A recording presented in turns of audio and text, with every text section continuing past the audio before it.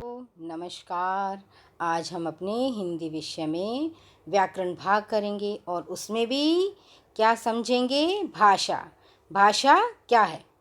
भाषा मनुष्य के मुख से निकली हुई वह सार्थक ध्वनि है जिसके द्वारा हम अपने विचार बोलकर, लिखकर दूसरों को प्रकट करते हैं, उसे हम भाषा कहते हैं। भाषा के कितने रूप हैं? भाषा के 3 रूप माने गए हैं। पहला मौखिक रूप, दूसरा लिखित रूप और तीसरा है सांकेतिक, जिसे संकेत के द्वारा हम समझाते हैं। ये मूक और बधिरों के लिए प्रयोग किया जाता है।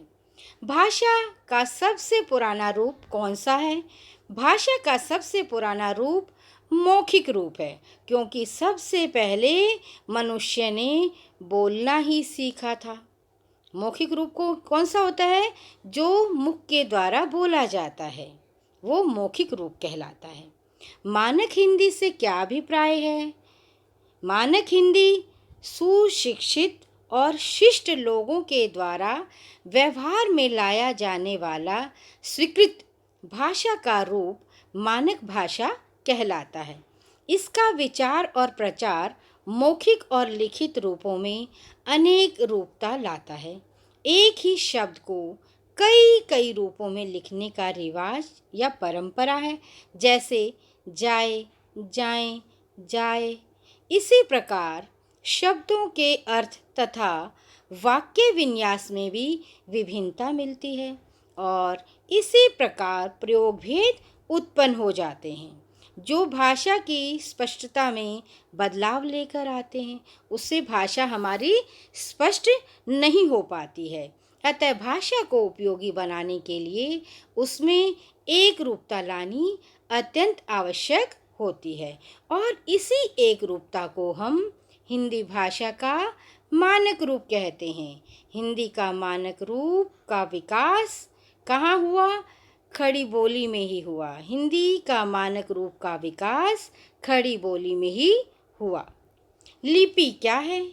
भाषा की मूल ध्वनियों को लिखकर प्रकट करने के लिए जो विशेष सुनिश्चित किए जाते हैं, उन्हें हम लिपि कहते हैं।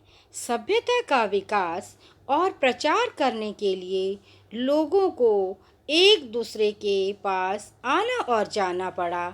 एक दूसरे लोगों के विचार विनिमय की आवश्यकता अनुभव हुई।